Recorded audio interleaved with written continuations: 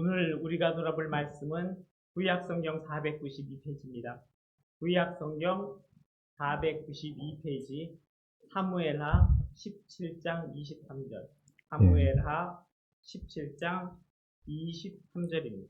근데 21절부터 23절까지 봉독하겠습니다. 21절 그들이 간 후에 두 사람이 운물에서 올라와서 다윗 왕에게 가서 다윗 왕에게 말하여 이르되 당신들은 일어나 빨리 물을 건너 가소서. 아히도벨이 당신들을 해하려고 이러이러하게 계략을 세웠나이다.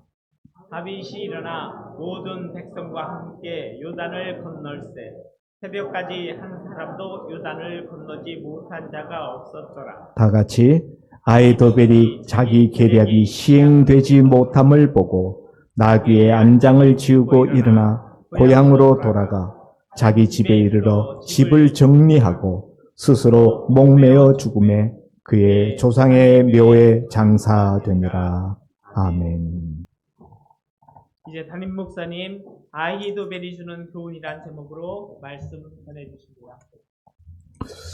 말씀 나누기 전에 한 가지 광고 말씀 먼저 드립니다.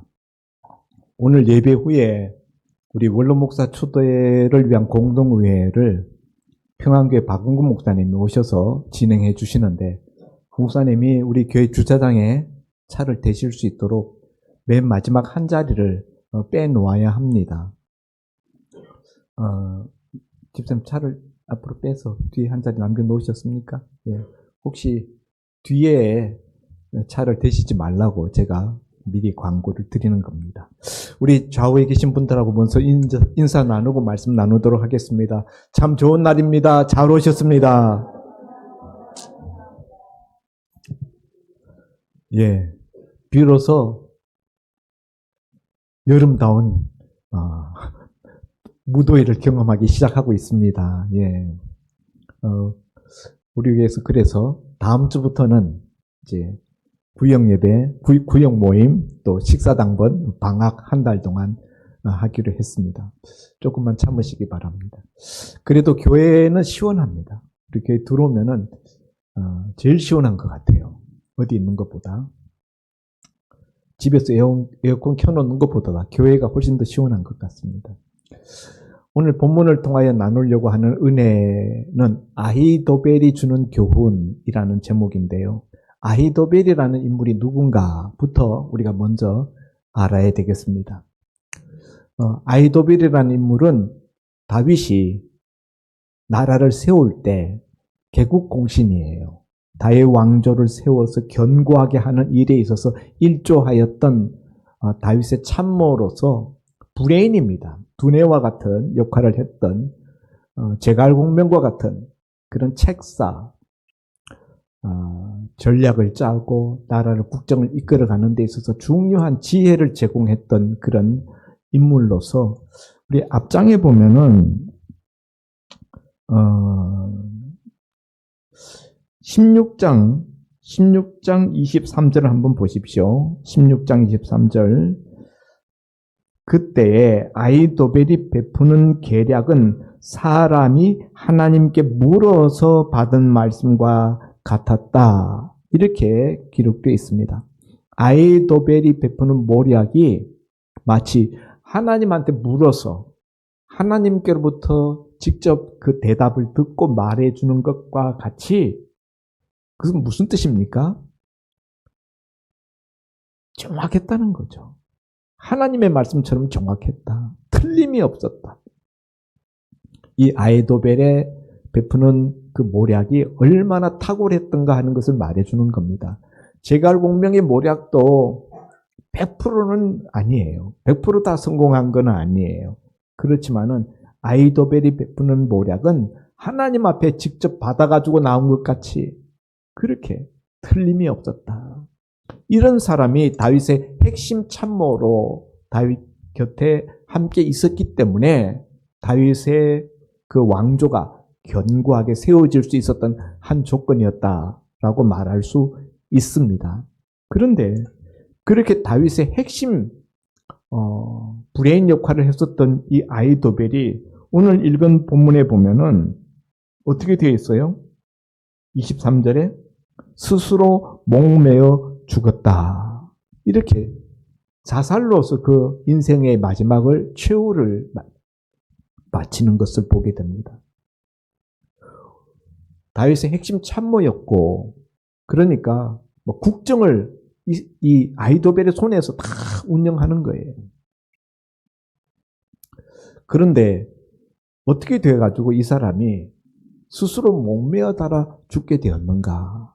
정말 상상하기 어려운 그 마지막 모습을 우리가 보면서 의문을 품지 아니할 수가 없습니다. 이유인즉슨 다윗의 아들 압살롬이 아버지의 왕좌를 차지하겠다고 쿠데타를 일으키게 됩니다. 쿠데타를 일으키게 되는데 그때 이 압살롬이 수년 전부터 그 쿠데타 준비를 면밀히 해왔어요. 백성들의 민심이 다 자기에게로 향하도록 사람들의 마음을 도적질하였습니다. 그리고 맨 마지막에 다윗의 핵심 참모였던 이 아히도벨이 그 당시 압살롬이 아버지 다윗의 왕좌를 차지하기 위한 쿠데타를 일으킬 때 그때쯤에는 제야 인사로 있었어요. 다윗의 측근에서 물러나서 고향에 가서 제야 인사로 있을 때 압살롬이 그 아히도벨을 찾아가서 손을 내밉니다. 나를 도와달라고.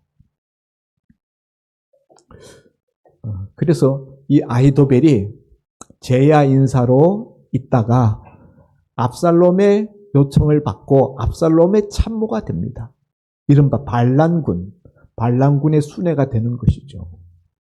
이전에는 다윗 왕의 브레인 역할을 했는데 이제는 반란군인 다윗의 아들 압살롬의 브레인 역할을 하게 되었다 하는 것입니다.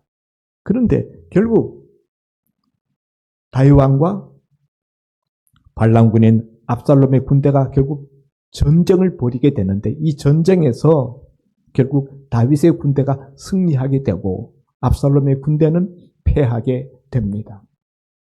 이 전쟁의 승패를 좌우하는 중요한 전략이 있었는데 아히도벨의 전략이 채택되지 못하고 다윗이 위장 전향시켰던 다윗의 친구 후세라는 이 사람도 참모예요.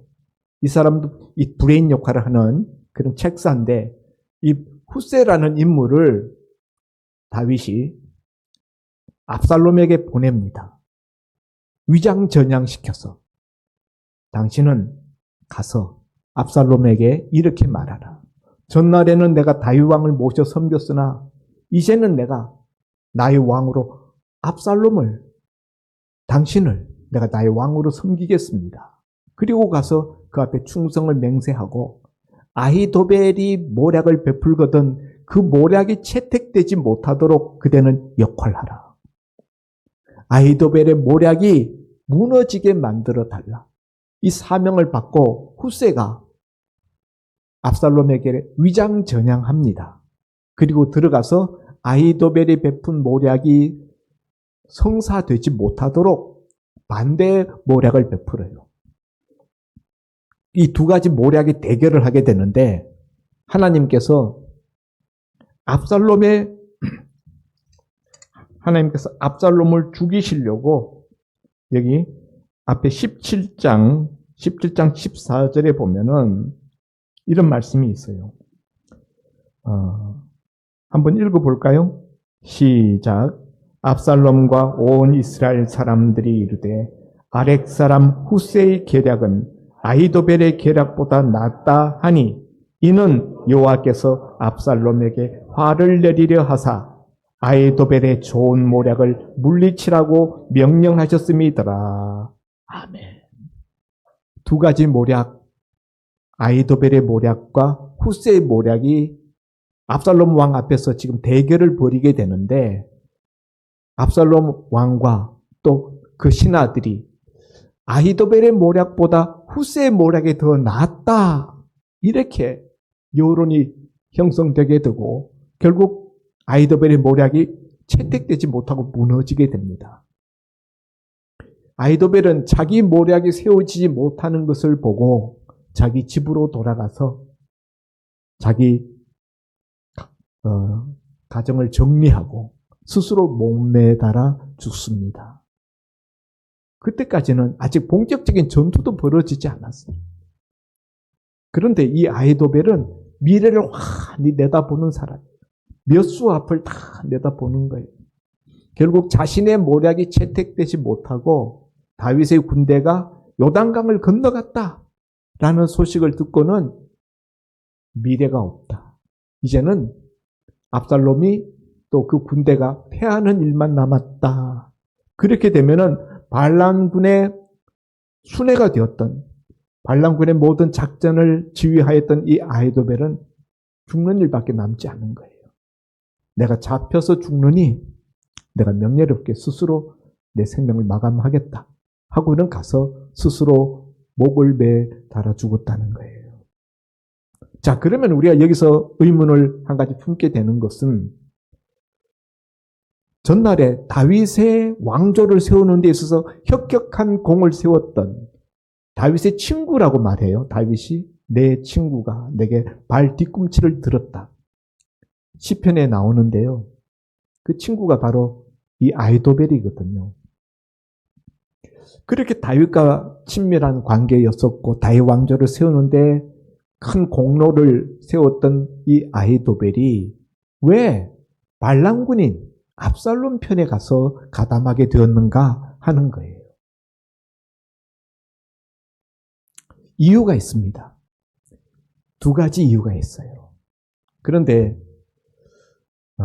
첫째 이유는 잃어버렸던 권력을 되찾기 위해서. 이전에 다윗 왕의 핵심 참모 역할을 했을 때 그때는 온 세상을 자기 마음대로 주물렀어요. 청와대 비서실장 같은 격이죠. 오늘날. 그랬는데 어쨌든 어느 세월이 지나면서 다윗의 측근에서 밀려나게 되었어요. 지금 제야 인사로 고향의 시골 고향 땅에 내려와 있습니다. 그런데 아히도벨이 반란을 일으키면서 많은 사람들을 자기 편으로 끌어들였어요. 대세가 압살롬 편으로 돌아갔습니다. 민심이 이미 기울었어요. 다윗에게서부터 그 아들 압살롬에게로 민심이 기울었습니다. 그런 것을 보고 이 아히도벨이 압살롬의 손을 내미는 그 손을 잡을까 말까 생각하다가 잡는 편이 유리하겠다. 내가 다시 잃어버린 권력을 내가 다시 한번 내 남은 노년에 내가 한번 휘두를 수 있겠다. 이 생각하고 압살롬의 제안을 덥석 받아들인 거예요. 권력을 다시 한번 차지하겠다. 이 권력이라는 것은요, 참 무서운 겁니다. 아버지와 아들도 권력을 가지고는 다투잖아요. 다윗과 압살롬은 부자지간입니다. 친아버지고 친아들이에요. 그런데도 불구하고 권력은 나누어 가질 수가 없기 때문에 아들 압살롬이 아버지의 목에 칼을 들이대고 이 쿠데타 반란을 일으켰다는 거죠. 이 권력의 맛이 참 우리로서는 참 상상하기 어려울 정도로 거기 한번 빠지면은 헤어나올 수 없나 봐요. 오늘날 정치하는 사람들도 보면은 우리가 그런 실감을 많이 하게 됩니다.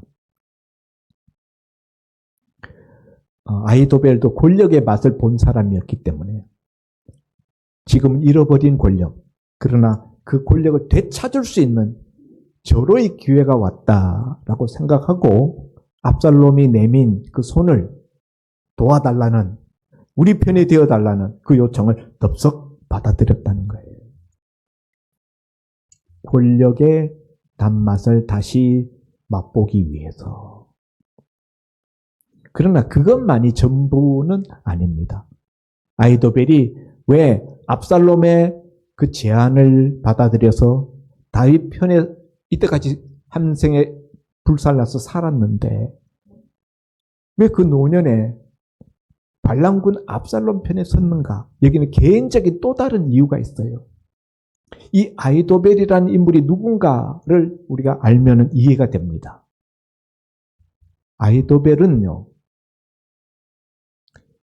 우리가 다윗이 나중에 우리가 보면은 다윗이 이제 범죄하여서 우리아의 아내 밧세바를 범하는 다윗 생에 있어서 결정적인 그 범죄하는 사실이 나오지 않습니까? 이 앞에 있었던 사건이죠. 그런데 그 우리아의 아내 밧세바가 누구냐 하면은 이 아히도벨의 손녀예요, 손녀. 친손녀입니다. 그러니까 이 아히도벨의 입장에서는 자기 친손녀가 다윗 왕에게 가정이 있는데 손녀 사위가 우리아 장군이에요. 그런데 그런 사실을 다 알고 있는 다윗 왕이 자기 친손녀 밧세바를 왕궁으로 끌어들여서 강제로 동침했다. 이 사실을 할아버지니까 다 알게 됐죠. 그리고 그것뿐만이 아니라 친손녀 남편인 우리아를 전쟁터, 암몬과의 전쟁 그 최전선에 보내어서 일부러 죽이게 하잖아요. 요압 장군에게 밀서를 보내어서 전투가 가장 맹렬한 선봉에 내세워서 죽게 하라. 그 남편 우리아를, 손녀 사위를 그렇게 희생시킵니다. 그 할아버지 이 아히도벨의 마음이 어떠했겠습니까? 예? 그 가정을 깨고 우리 손녀의 가정을 깨고 그 손녀 남편인 손녀 사위를 죽게 만든 그 다윗에 대해서 마음에 엄청난 분노를 품었을 거예요. 그러나 왕인지라 아히도벨은 어떻게 하지 못합니다. 그런 마음속에 분노를 가지고 있던 차에 다윗의 아들 압살롬이 쿠데타를 일으켰어요. 그리고는 자기에게 찾아와서 친히 손을 내밀면서 요청합니다. 나를 도와주시오. 당신의 그 지혜로운 그 지혜로 우리와 우리 군대를 도와주시오. 그러니까 아히도벨이 다윗에 대한 복수하고자 하는 마음, 복수심. 상처받았잖아요. 네? 다윗에게 상처받은 그 마음으로, 그 마음에서 반장역으로 일어나는 복수심. 다윗, 이놈 나쁜 놈이야. 이런 놈은 벌을 받아야 돼. 내가 벌을 주고 말겠어. 이런 마음이 압살롬의 제안을 덥석 받아들이게 된 그 마음 밑바닥에 있었던 중요한 한 요인이었다는 거예요. 그러니까 전날에는 정말 친구처럼 다윗과 같이 밀접하게 지냈고 같이 국사를 논의하고 같이 영광을 나누었지만 그 마음속에 그런 상처를 받고 난 다음에는요. 다윗에 대한 정이 다 떨어져 버렸어요. 그래서 압살롬이 쿠데타를 일으켰는데 거기다 민심을 가만히 보니까 이 아히도벨은 뭔가 파악하고 내다보고 하는 것은 아주 빠삭한 사람이거든. 딱 보니까 이미 백성들의 민심이 다 압살롬에게로, 다윗의 아들에게로, 발람군 편에게로 다 넘어갔어요. 그런 걸 보고 내가 압살롬의 제안을 받아들여야 되겠다. 이렇게 판단한 거라는 거예요. 네. 세 가지 이유. 권력을 다시 한번 내가 재창출해 보겠다. 내가 권력의 정점에 오르겠다라는 그 생각 하나. 지난날에 다윗이 우리 손녀딸에게 또 손녀딸 사위에게 행한 그 악행에 대하여 내가 보복하겠다. 심판하겠다. 라는 생각 하나. 그리고 대세가 이미 압살롬의 군대에게로 기울었다. 다윗, 그는 저무는 태양이다. 내가 누구 편에 서야 되겠는가? 발람군 압살롬 편에 서는 것이 당연하다라고 판단하고 압살롬의 제안을 받아들였습니다. 그런데 여러분, 결과는 어떻게 됐습니까? 이런 하나님 앞에 받아서 모략을 베풀 정도의 그런 기가 막힌 모략을 베풀었다 그러면 그게 백발백중하는 이런 아히도벨의 모략인데, 아히도벨의 모략대로 되었더라면은 만일 압살롬이 후세의 모략이 아닌 아히도벨의 모략을 받아들였다면 다윗은 죽었어요. 다윗의 군대는 패하고 맙니다. 그런데 압살롬이 후세와 아히도벨 두 사람의 모략 가운데 후세의 모략이 더 낫다 하면서 후세의 모략을 채택하면서 아히도벨의 모략은 채택되지 못하고 사장되고 맙니다. 결국 이 일로 인하여서 이 전투의 승패가 완전히 결정나 버리는 거예요. 아히도벨의 모략 자체가 틀린 거 아니에요. 아히도벨의 모략은 정확했습니다. 문제는 뭐냐? 왕이 아히도벨의 모략을 채택하지 아니하고 다윗이 풀악지로 집어넣은 위장 전향시켜서 거짓 모략을 베푸는 후세의 모략을 더 좋게 여기고 그 후세의 모략을 채택했다는 거죠. 이 부분은요, 하나님이 역사하는 부분이에요. 우리 아까 읽었지 않습니까? 17장 14절. 이는 여호와께서 압살롬에게 화를 내리려 하사 아히도벨의 좋은 계략을 물리치라고 명령하셨습니다. 아히도벨의 모략이 좋은 모략이라고 성경은 말하고 있어요. 아히도벨의 모략이 채택되었으면 다윗은 영락없이 죽었습니다. 그런데 하나님이 다윗 편을 들어서 아히도벨의 모략이 세워지지 못하도록 후세의 모략을 채택토록 만드셨다는 거예요. 여러분, 여기서 우리는 아히도벨이 몰랐던 것 한 가지가 있어요. 세상에서 지혜가 출중하면 승리한다는 것은 우리가 다 잘 알고 있습니다. 특히 전쟁에서 전략, 지략 대결이 중요하잖아요. 그런데 이건 일반적인 이야기예요. 아히도벨이 이것만 믿었죠. 그런데 우리가 이 아히도벨의 이 최후를 보면서 우리가 한 가지 배워야 될 교훈은 뭐냐면요. 인생은 사람의 지혜에 의하여서 결정되어지는 것이 아니라 하나님이 어느 편 손을 들어주느냐에 의해서 결정된다는 사실이에요. 누가 승리하고 누가 패배하는지는 사람의 힘과 사람의 지혜에 의해서 결정되어지는 것이 아니라 하나님이 누구 손을 들어주는가, 하나님이 누구 편에 서 주시는가에 의해서 결정난다. 분명히 압살롬이 이겨야 됩니다. 아히도벨이 그 편에 가 붙었으니까. 그런데 하나님이 다윗 편에 서 주시고 다윗의 손을 들어주시니까 아히도벨의 모략이 더 좋은 모략임에도 불구하고 그 모략은 채택되지 못하고 수장되어 버리고요. 거짓 모략을 베풀었던, 엉터리 모략을 베풀었던 후세의 모략이 오히려 채택되었다는 거예요. 사랑하는 성도 여러분, 여기서 만일 내가 아히도벨의 입장에 있었다고 생각해 보십시오. 다윗에게 버림받고 제야 인사로 있습니다. 이제는 권력 세계에서 떠난 지 오래됐습니다. 그런데 쿠데타가 일어났어요.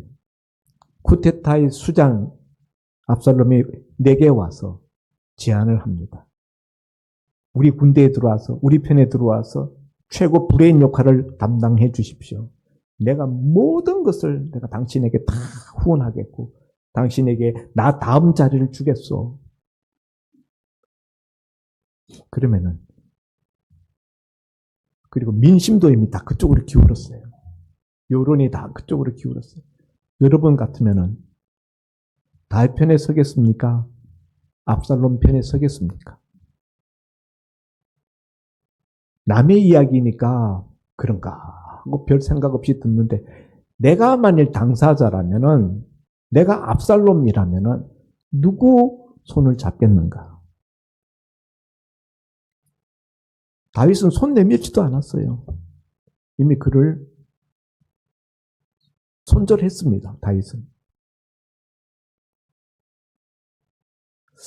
여러분 여기서 우리가 한 가지 생각하게 되는 것은 누가 나한테 와서 손을 내밀고 나를 반겨주고 나를 인정해 준다고 우리가 덥석 손 잡으면 안 된다는 거예요.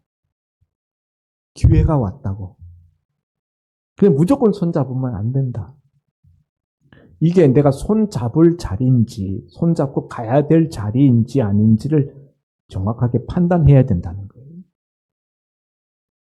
만일 아이도벨이 다윗과의 신의를 지켜서 그동안 오랜 세월 동안 다윗과 함께 국정을 논하였고 오랫동안 함께 일하면서 친구처럼 되었는데 그런 우정을 생각해서 압살롬이 손 내미는 것을 거절했었더라면은 압살롬은 이런 비참한 최후를 마치지 않았을 것입니다. 그런데 권력의 기회가 주어지고 또 개인적인 복수심, 상처받은 그 심리를 보상받을 수 있는 기회라고 절호의 기회가 왔다고 생각하니까 그걸 덥석 잡은 거예요. 이것이 압살롬의 비극을 만들어낸 원인이 되었다는 겁니다. 압살롬이 몰랐던 것, 그것은 인간의 지혜로 모든 운명이 결정되어지는 것이 아니라 인생의 운명은 결국 하나님 손에 달려있다는 것. 그걸 이 아히도벨은 알지 못했습니다. 세상 지혜는 충만했어요. 그런데 영적 지혜는 없는 거예요. 사랑하는 성도 여러분, 인생은 선택입니다. 선택을 잘하면 인생이 성공하지만은 선택을 잘못하면 인생은 망조가 됩니다. 뭐 제일 기본적인 선택, 배우자 선택이죠. 뭐 그 다음에 우리가 직장을 선택하는 거, 무슨 일을 선택하는 거, 우리 인생에 얼마나 중요한 결정적인 영향을 미치지 않습니까? 그때마다 우리가 선택을 어떻게 하느냐. 제가 오늘 주보 컬럼에도 썼습니다만 순간의 선택이 10년을 좋아합니다. 전자회사 광고 문안이었습니다만은 어떤 선택들은요, 순간이 아니라 우리 인생 전체를 좌우해버립니다. 그리고 우리가 영적인 선택, 예수 믿는 선택은 우리 영원한 운명을 결정짓지 않습니까? 그래서 선택이 얼마나 중요한가. 그런데 이 선택을 무엇 기준으로 선택해야 하는가 하는 거예요. 선택의 기준, 어떻게 해야 잘하는 선택이고 어떻게 하면 잘못된 선택을 하는가 하는 걸 우리가 이 아히도벨을 통하여 우리가 배울 수 있다 하는 거예요. 우리가 잘못된 선택을 하게 되는 대표적인 케이스를 아히도벨에게서 우리가 발견할 수 있습니다. 잘못된 선택, 첫 번째, 감정적인 선택을 한다. 내가 받았던 과거의 상처로 인한 부정적인 감정으로 인한 그것 때문에 그 반작용으로 선택하는 거예요.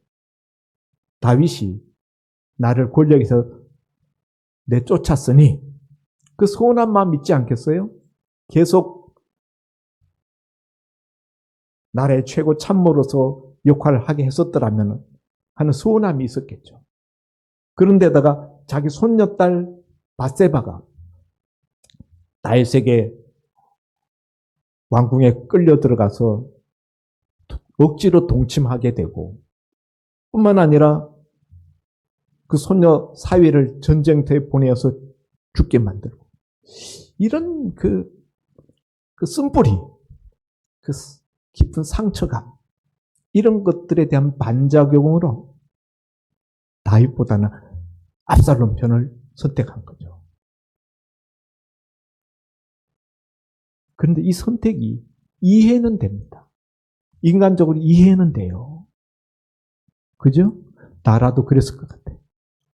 그런데 그 선택이 이해가 되지만은 그러나 그것이 올바른 선택은 아니었다는 거예요. 네?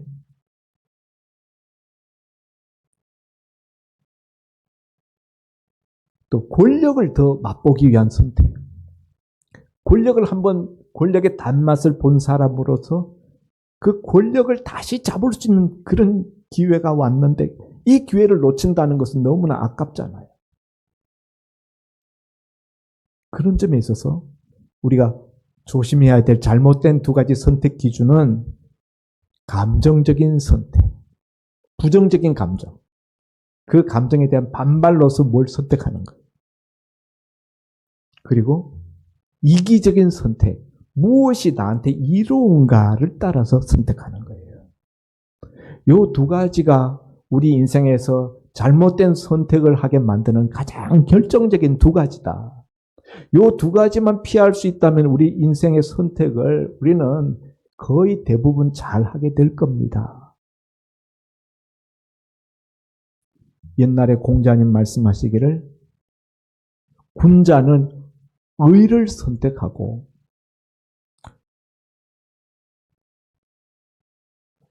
소자는 이를 선택한다. 이로 많은 사람들이 무엇이 나한테 더 이로운가? 이기적인 선택을 한다는 거예요. 근데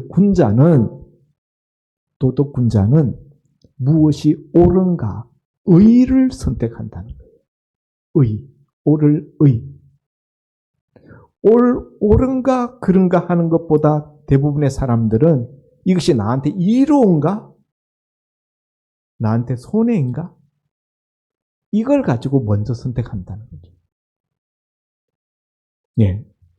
오늘 아히도벨은 이게 나한테 이롭다. 권력을 다시 차지할 수 있으니. 또 하나는 감정적으로 내가 언젠가 내 다윗에게 복수하고 싶었는데 하나님이 나한테 복수할 기회를 주셨구나. 이렇게 받아들인 거예요. 네? 감정적인 선택을 하면은 그 당시는 시원해요. 감정을 다 뿜어내면은 발산해버리면 그 당시는 시원해요. 근데 뒷감당이 안 돼. 그 뒤는 감정의 발산을 한 감정적인 선택을 한 그 뒤는 후회할 만한 것들이 생겨난다는 거예요. 조금만 참았더라면, 그렇게 하지 않았었더라면 이런 후회가 생기게 되는 것이죠. 이 아히도벨이 이런 감정적인 선택을 하지 않았더라면 스스로 자기 목을 베어 자기 인생을 마감할 일은 생기지 않았을 것이라는 사실입니다. 친하는 성도 여러분, 오늘 아히도벨의 이 실패한 인생을 바라보면서 우리는 인생의 선택을 어떻게 해야 되는가에 대한 중요한 교훈을 우리가 받게 되었습니다. 잘못된 선택 기준 두 가지 말씀드렸는데요. 그럼 우리가 잘하는 선택을 하려면 어떤 기준을 따라야 되는가? 첫째, 하나님이 어떤 선택을 기뻐하시는가? 하나님의 시각에서 우리가 한번 바라보자는 거예요. 하나님이 압살롬을 기뻐하시는가? 다윗을 기뻐하시는가? 분명 다윗이 범죄하였습니다. 그러나 다윗은 회개하였고 하나님이 그 다윗의 범죄에 대하여서는 칼이 내 집에서 영영 떠나지 않으리라 라고 심판의 메시지를 주셨습니다. 그러나 그렇다고 해서 하나님이 다윗의 편이 안 되시고 다윗을 하나님이 떠나셨는가? 그건 아니라는 거예요. 다윗이 철저하게 회개하였고 하나님 그 회개를 받아주시고 용서하셨습니다. 그래서 바세바 사건의 그 범죄에도 불구하고 하나님은 여전히 다윗 편에 서 계신다는 사실. 이것을 아이도벨은 알지 못했던 것이죠. 우리가 선택할 때 하나님 편에 우리가 서는 선택을 해야 된다. 하나님 편에 서는 선택이 어떤 겁니까? 믿음적인 선택이에요. 믿음적인 선택. 하나님이 무엇을 기뻐하는가? 이것이 하나님의 일인가? 이것이 하나님의 사람들이 있는 쪽인가? 믿음의 사람들이 있는 쪽인가? 그걸 따라 선택해야 한다는 거죠. 이것이 바른 선택 기준입니다. 그런데 많은 경우에 우리가 그런 선택을 안 해요. 대표적인 경우가 우리 자녀들 결혼시키는 거예요. 믿음의 사람인가 아닌가 보다 조건이 누가 더 좋은가? 그거 우리가 더 많이 보고 선택하잖아요. 뭐 그 외에도 우리 인생에 많은 선택이 있는데 우리 대부분 다 그런 식 선택합니다. 조건이 더 좋으면 우리가 이를 따라서 선택하는 거예요. 이로움을 따라서. 믿음의 사람, 신앙의 사람은요, 이로움을 따라서 선택하는 것이 아니라 의를 따라서. 믿는 사람의 의는 하나님이 기뻐하시는 것이 의로움이에요. 그래서 여러분, 믿음은 선택에서 드러납니다. 그 사람이 믿음의 사람인가? 얼마나 믿음의 사람인가? 그런 것들은요, 그의 선택에서 드러나고, 선택에서 입증이 됩니다. 아무리 말 많이 하고, 뭐, 그냥 신앙의 말 많이 하고, 간증하고, 기도하고, 그래도 선택할 때 믿음적인 선택을 하지 않으면은, 진정한 신앙이라고 할 수가 없어요. 하나님은요, 그래서 우리가 말하는 것보다, 우리가 기도하는 것보다, 우리가 선택하는 것을 하나님은 눈여겨보십니다. 뭘 선택하니? 왜냐하면 거기에 그 사람의 믿음이 드러나기 때문에. 참 신앙의, 참 믿음의 진수는 믿음에서 드러나기 때문에 하나님은 인생들의 선택을 눈여겨보신다는 거예요. 오늘 아이도벨은 이런 점을 알지 못했더라 하는 것입니다. 성도 여러분, 아이도벨의 입장이 충분히 이해가 돼요. 저라도 그렇게 했을 가능성이 있을 것 같아요. 그렇지만은 그건 바른 선택이 아니고 축복된 선택이 아니었습니다. 여기서 우리가 정말 지혜로운 분별력을 가져야 된다는 거예요. 내 마음의 감정, 내 마음의 상처, 그런 것 때문에 다윗 손잡기, 다윗 복수할 기회인데 그걸 눈 감기가 쉽지 않을 수 있어요. 근데 그걸 넘어서야 합니다. 그걸 넘어서야 해요. 그걸 이겨내야 합니다. 그래야 내 인생에 축복이 있어요. 감정에게 져서 감정적인 선택을 하는 그 일로 말미암아 두고 후회하는 인생들이 얼마나 많은지요. 오늘 아히도벨이 우리에게 만일 살아 돌아와서 우리에게 한마디 해준다면 아마 그 말 할 것 같아요. 제발 나처럼 감정적인 선택하지 말고 믿음의 선택을 하라. 그렇게 말할 것 같아요. 사랑하는 성도 여러분, 오늘 아히도벨의 교훈, 우리가 무엇을 선택할 것인가, 어떤 기준으로 선택할 것인가, 인생의 선택에서 성공함으로 말미암아 하나님의 축복받는 주인공이 다 될 수 있기를 주의 이름으로 축원드립니다. 기도합니다. 아버지 하나님, 오늘 아이도벨의 선택을 우리가 반면 교사로 삼아서 우리는 그런 선택을 하지 않도록 우리 자신이 참으로 바른 선택, 좋은 선택을 할 수 있도록 오늘 말씀을 우리 자신에게 적용하기를 원합니다. 하나님 아버지, 이를 따라서 선택하지 않게 하시고 의를 따라서 선택하게 하시고 감정을 따라서 선택하지 않게 하시고 믿음을 따라 선택하게 하여 주옵소서. 예수님 이름으로 기도하옵나이다. 아멘.